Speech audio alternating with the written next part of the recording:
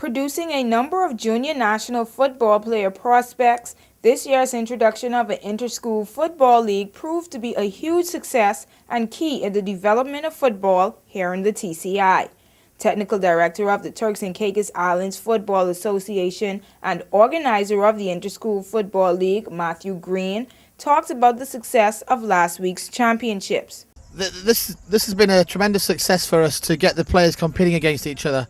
Obviously, in a small island with not many schools, it's hard to try and set up a competitive league, but we feel that we've done that now, and then we're going to move on to bigger and better things in years to come, have different age groups and attract a few more schools to send down their players and get involved. So we're very pleased with the standard, excellent behaviour, excellent sportsmanship from all the players throughout and the coaches.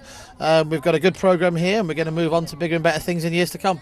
According to Green, another boost to the play of the Inter-School League was the developmental training during the TCIFA weekly regional youth programs.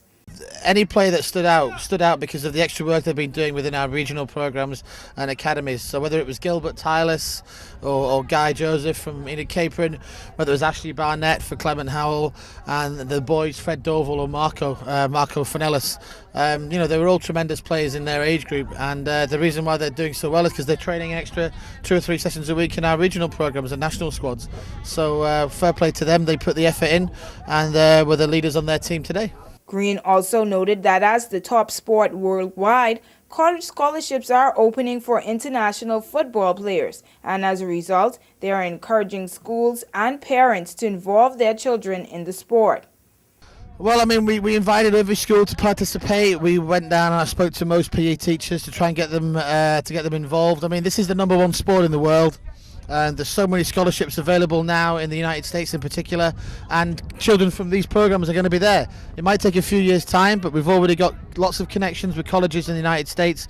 Watch it from now on. Every year there's going to be kids from Turks and Caicos Islands moving over to the United States on scholarships. Get your kids involved, get them involved from any age, and we'll push them as hard as we can to make sure their grades are good, make sure they're behaving at home and at school, and in a few years' time they're going to be off to college on scholarships. We can guarantee you that. The TCIFA football development program is still ongoing and is set to wrap up this summer, but registration for the program is still open for parents wanting to enroll their children.